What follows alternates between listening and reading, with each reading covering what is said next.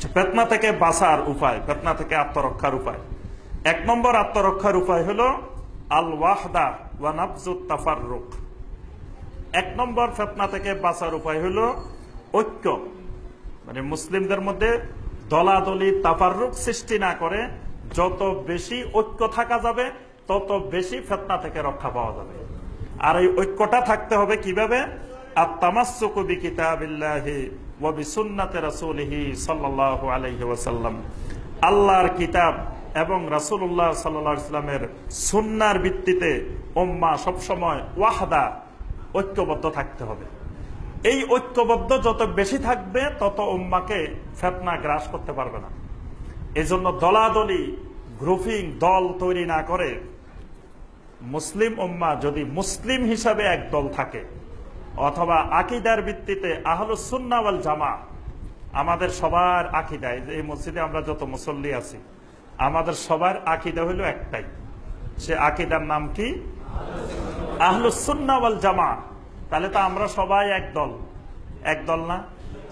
এখন যদি আবার এরপরে ভাগ করতে করতে আসেন আহলুস সুন্নাহ ওয়াল জামাআতের পরে, এবার যদি আরো নিচের দিকে ভাগ করা শুরু করেন তখন দেখা যাবে যে এবার একজন এক দল, শেষে আসি মুসল্লি 1000 আছি, 1000 দল। কিন্তু যদি 1000 ভাগ না করি, ওই যে গোড়াটা ধরে রাখি যে আমরা সবাই আহলুস সুন্নাহ ওয়াল জামাআহ, এখানে আমাদের শিয়া একজনও নাই, শিয়া ফেরকার এখানে একজন মুসল্লিও নাই, শিয়া না থাকলে সবাই সুন্নি, সবাই আমরা আহলুস সুন্নাহ ওয়াল জামাআহ, তাহলে সবাই আমরা এক দল। এই বিভক্তি না করে মুসলিম উম্মাহ যত বেশি এরকম ঐক্যবদ্ধ থাকবে তত তারা ফিতনা থেকে রক্ষা পাবে। কিন্তু যখনই বিভক্তি হবে, এবার যখন আরো নিচে নেমে আসবেন আস্তে আস্তে, তো একজন এক পীরের মুরিদ, আরেকজন আরেক পীরের মুরিদ, এখানে দেখা যাবে 300 জন 300 পীরের মুরিদ। এখন 300 জন করবেন যে এক পীরের মুরিদ বলবেন যে আমার পীরেই আল্লাহর জমিনে একমাত্র হক, আর সব বাকি 299 পীর সব বাতিল। এবার বাস আপনি ছাড়া সব কাফের হয়ে গেল, সব বাতিল হয়ে গেল। আরেকজন সেও বললো যে আমারটাই হক, আর সব বাতিল হয়ে গেল। এইভাবে যখন মসজিদে এক কাতারে 50 জন দাঁড়াইছেন, 50 জনেই ফাঁসের লোকেরা মনে করতেছে যে বাতিল। যিনি যেখানে দাঁড়াইছে উনি মনে করতেছে যে এই মসজিদে শুধু আমি মুসল্লিদের হক, আমার ডান পাশে যে দাঁড়াইছে সেও বাতিল, বাম পাশে যে দাঁড়াইছে সেও বাতিল। তাহলে মসজিদে জামাতে নামাজ আদায় হচ্ছে, জামাতে নামাজ আদায়ের মাধ্যমে মহব্বত তৈরি হবে, মুসলিমদের মধ্যে ঐক্য তৈরি হবে, ভালোবাসা তৈরি হবে। সেটা তৈরি না হয়ে সে বাতিল তৈরি হচ্ছে যে এও বাতিল, খালি আমি হক। আবার ও মনে করতেছে যে এও বাতিল, আমি হক। অর্থাৎ পুরো মসজিদে বাতিলে ভরপুর হয়ে গেছে। শেষ পর্যন্ত ইমাম সাহেবকেও কেউ মনে করতেছে বাতিল, কেউ মনে করতেছে হক, টোটাল মসজিদে বাতিল। মানে এটার কারণ হলো ওয়াহদা। যত দলবাজি বাড়তে থাকবে, যত গ্রুপিং বাড়তে থাকবে, তত উম্মাহর ফিতনা গ্রাস করবে। তখন মুসলিম মুসলিমকে কাফের বলবে, মুসলিম মুসলিমকে মুনাফিক বলবে, মুসলিম মুসলিমকে ফাসিক বলবে। অথচ একজন মুসলিম যদি হাজারো আল্লাহর নাফরমানি করে, কিন্তু যতক্ষণ পর্যন্ত তিনি বলবেন যে আমি মুসলিম, তাকে ততক্ষণ পর্যন্ত কাফের বলা যাবে না। নবী সাল্লাল্লাহু আলাইহি ওয়াসাল্লাম এই ব্যাপারে কঠিন সতর্কবাণী করছেন যে কেউ যদি একজন আরেকজনকে কাফের বলে তাহলে 2 জনের 1 জন কাফের হয়ে মারা যাবে। অর্থাৎ যাকে কাফের বলা হলো সে যদি কাফের না হয় তো ওই যে বলছে সেই কাফের হয়ে মারা যাবে। অথচ আমরা সমাজে দেখি কাফের ছড়াছড়ি, যে সবাই মানে কিছু হইতে না হইতে একজন আরেকজনকে কাফের বলে ফেলে, ফাসিক বলে ফেলে, মুনাফিক বলে ফেলে, নাস্তিক বলে ফেলে।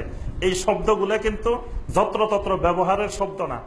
এটার কারণ হলো যে দলাদলি যত বৃদ্ধি পাবে তত উম্মাহ ফিতনার মধ্যে গ্রাস পাবে। 2 নম্বরে যেটি ফিতনা থেকে বাঁচার উপায় সেটা হলো মানহাজুস সালাফাস সালেহ, সালফে সালেহিনের মানহাজ, সালফে সালেহিনের পদ্ধতি, সিস্টেম ধরে রাখতে হবে। যে বুঝতে হবে যে আমরা যখন আছি এখন ফিতনার যুগে আছি, কিন্তু সাহাবায়ে কেরাম যে যুগে বসবাস করছেন সেটা ফিতনার যুগ ছিল না। বিশেষ করে খায়রুল কুরুনে কারনি সুম্মাল্লাযিনা ইয়ালুনাহুম সুম্মাল্লাযিনা ইয়ালুনাহুম, নবী সাল্লাল্লাহু আলাইহি ওয়াসাল্লাম 3টা যুগকে বলছেন যে খায়রুল কুরুন, শ্রেষ্ঠতম যুগ। নবী সাল্লাল্লাহু আলাইহি ওয়াসাল্লাম বলছেন পৃথিবীর সবচেয়ে শ্রেষ্ঠ যুগ হলো আমার যুগ, তারপরের যুগ, তারপরের যুগ, অর্থাৎ সাহাবায়ে কেরামের যুগ, তাবেঈনের যুগ, তাবে তাবেঈনের যুগ। এই 3টা যুগ হলো শতভাগ ফিতনা মুক্ত ইসলামী যুগ। সুতরাং এরপর থেকে শুরু হয়েছে মুসলিম উম্মাহর মধ্যে বিভিন্ন ধরনের ফিতনা।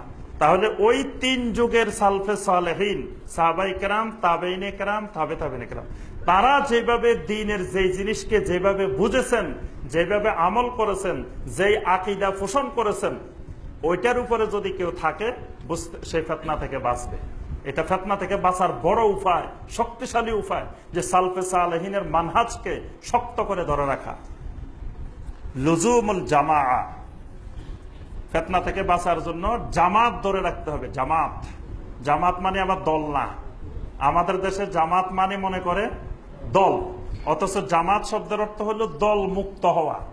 দল না করাকে আরবিতে বলা হয় জামাত, দল করাকে জামাত বলা হয় না। জামাত মানে দল মুক্ত থাকা, মানে কোন মুসলিম নতুন করে দল না করে দল মুক্ত থাকাটাই হলো জামাত। এজন্য আমরা আমাদের আকীদার নাম হলো আহলুস সুন্নাহ ওয়াল জামাত। আহলুস সুন্নাহ মানে আমরা সুন্নাহর অনুসারী, সুন্নাহটা মানে নবী সাল্লাল্লাহু আলাইহি ওয়াসাল্লামের সুন্নাহর অনুসারী। আর ওয়াল জামাত, ওয়াল জামাত মানে কোন জামাত? এখানে যে আলিফ লামটা আছে, ওয়াল জামাতের সাথে আলিফ লাম আছে, আল জামাত, এই আলিফ লামটা হলো সাহাবায়ে কেরাম, মানে সাহাবায়ে কেরামের জামাত। তা আমরা তো একটা দলে আছি, সবাই একটা জামাতে আছি না? এই আহলুস সুন্নাহ ওয়াল জামাতের তো এক একজন সবাই আমরা সদস্য। হ্যাঁ, তা আহলুস সুন্নাহ ওয়াল জামাতের সদস্য থাকার পরেও আপনি একটা দলের সদস্য হই, তারপরে যখন আরো দল করতে যাবেন তা আপনি ফিতনা তৈরি করবেন। আপনি যদি ওই আসল দল নিয়ে থাকেন আহলুস সুন্নাহ ওয়াল জামাত, ওই আহলুস সুন্নাহ ওয়াল জামাতের আকীদার উপরে, মানহাজের উপরে, তাহলে আমি ফিতনা থেকে রক্ষা পাবো।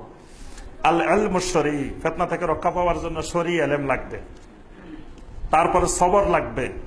আল্লাহর কাছে সবসময় ইস্তেআযা মিনাল ফিতান, আল্লাহর কাছে সবসময় কান্নাকাটি করতে হবে যে আল্লাহ এই ফিতনার যুগে চতুর্দিকে যখন ফিতনা, তখন আমি যেন ফিতনা থেকে রক্ষা পেতে পারি, আল্লাহর কাছে সাহায্য চাইতে হবে। তাযীমু হুরুমাতুল মুসলিমিন, মুসলিমদের হুরুমাতকে সম্মান করতে হবে, অর্থাৎ মুসলিমদের যে সকল নিদর্শনগুলো আছে, সম্মানজনক স্থানগুলো আছে, এগুলোর হুরুমাত রক্ষা করতে হবে। সর্বশেষ যেই পয়েন্টে আমরা বলবো ফিতনা থেকে রক্ষা পাওয়ার, সেটি হলো ইত্তিবাউ উলামাইল মাদিনা, মদিনার উলামায়ে কেরামদেরকে অনুসরণ করতে হবে। এটা হলো সবচেয়ে গুরুত্বপূর্ণ পয়েন্ট। আপনার ফিতনা থেকে রক্ষা পেতে হলে ইত্তিবাউ উলামাইল মাদিনা, মদিনার আলেমদেরকে অনুসরণ করা, মদিনার আলেমদের ইত্তেবা করা, এটা ফিতনা থেকে রক্ষা পাওয়ার বড় উপায়। এজন্য ইমাম তিরমিজি রাহমাতুল্লাহ আলাইহি, তিরমিজি শরীফ খুলে দেখবেন, তিরমিজির মধ্যে কিতাবুল ইলম, ইলমের অনুচ্ছেদে 18 নম্বর অনুচ্ছেদটা দেখবেন, বাবু মা জাআ ফি আলিমিল মাদিনা। ইমাম তিরমিজি রাহমাতুল্লাহ আলাইহি একটি অনুচ্ছেদের শিরোনাম করেছেন বাবু মা জাআ ফি আলিমিল মাদিনা, মদিনার আলেম সম্পর্কে রাসূলুল্লাহ সাল্লাল্লাহু আলাইহি ওয়াসাল্লাম থেকে যা কিছু এসেছে, মদিনার আলেম সম্পর্কে নবী সাল্লাল্লাহু আলাইহি ওয়াসাল্লাম কি বলছেন, এই নামে একটা অধ্যায়, একটা পরিচ্ছেদে আছে তিরমিজির মধ্যে, তিরমিজির কিতাবুল ইলমের 18 নম্বর অনুচ্ছেদটা। তাহলে মদিনার আলেমদের ইত্তেবা করলে আপনি ফিতনা থেকে মুক্ত থাকবেন। কারণ কি? সহিহ আল বুখারীর হাদিস, আল্লাহ রাসূল সাল্লাল্লাহু আলাইহি ওয়াসাল্লাম বলেন, আল মাদিনাতু ইয়াতিহা দাজ্জাল, সবচেয়ে বড় ফিতনাবাজ যে দাজ্জাল, সেই দাজ্জাল সারা পৃথিবী গ্রাস করে মদিনা চলে যাবে। ফায়াজিদুল মালাইকাতা ইয়াহরিসুনাহা ফালা ইয়াকরাবুহা দাজ্জাল ওয়ালা তাউনা ইনশাআল্লাহ। নবী সাল্লাল্লাহু আলাইহি ওয়াসাল্লাম বলেন, দাজ্জাল যখন সারা পৃথিবীতে ঢুকে যাবে, তখন মদিনা ঢুকার জন্য দাজ্জাল চেষ্টা করতে থাকবে, কিন্তু আল্লাহ রাব্বুল আলামিন মদিনার প্রত্যেকটি অলিতে গলিতে রাস্তায় আল্লাহর ফেরেশতা নিয়োজিত রেখেছেন। ওই ফেরেশতারা মদিনাকে পাহারা দিচ্ছেন। এজন্য দাজ্জাল যেই রাস্তা দিয়ে প্রবেশ করার ইচ্ছা করুক, কোন রাস্তা দিয়ে দাজ্জাল মদিনা প্রবেশ করতে পারবে না। সুবহানাল্লাহ। তাহলে মদিনাকে আল্লাহ রাব্বুল আলামিন কিয়ামত পর্যন্ত দাজ্জালের ফিতনা থেকে হেফাজত করবেন। এজন্য ইমাম মালিক রাহমাতুল্লাহ আলাইহি সারা জীবন মদিনা থেকে বাইরে যেতেন না, যে উনি সবসময় মদিনায় থাকতেন যাতে দাজ্জালের ফিতনা থেকে হেফাজতে থাকেন। উনি চিন্তা করতেন বাইরে গেলেই তো আমি দাজ্জালের ফিতনা নিমজ্জিত হয়ে যেতে পারি, মদিনাকে আল্লাহ দাজ্জালের ফিতনা থেকে হেফাজত করবেন। তাহলে এজন্য দেখা গেছে 1400 বছর ধরে পৃথিবীর বিভিন্ন জায়গায় বেদাত আবিষ্কার হয়েছে, বেদাত চলছে, বেদাতের জোয়ার, কিন্তু মদিনাকে আল্লাহ রাব্বুল আলামিন শিরক থেকে, বেদাত থেকে এই 1400 বছর ধরে আল্লাহ মুক্ত রেখেছেন। এখনো মদিনার আলেম পৃথিবীর শ্রেষ্ঠ আলেম। মদিনাতে যে আলেম আছে, আমরা এখনো তাদের ছাত্র হওয়ারও যোগ্য হইনি। আল্লাহ পাক এখনো মদিনাতে এত বড় বড় বিশাল বিশাল ওলামায়ে কেরাম আল্লাহ পাক এখনো রেখেছেন। সেই ওলামায়ে কেরামদের দ্বারা আমরা যদি তাদের ইত্তেবা করি, তাদের অনুসরণ করি, তাদেরকে ফলো করি, তাহলে ফিতনা থেকে বেঁচে থাকার, ফিতনা থেকে আত্মরক্ষার এটা বড় একটি উপায়। কিন্তু আমাদের দেশের মানুষ, আমরা সাধারণ মানুষ, মদিনার আলেমদের সম্পর্কে আমাদের নলেজ নেই। আমরা বুঝি না যে মদিনাতে কত বিশাল বিশাল ওলামায়ে কেরাম আছে, এবং মদিনার আলেমদেরকে ফলো করে ফিতনা থেকে রক্ষা পাওয়া যায়।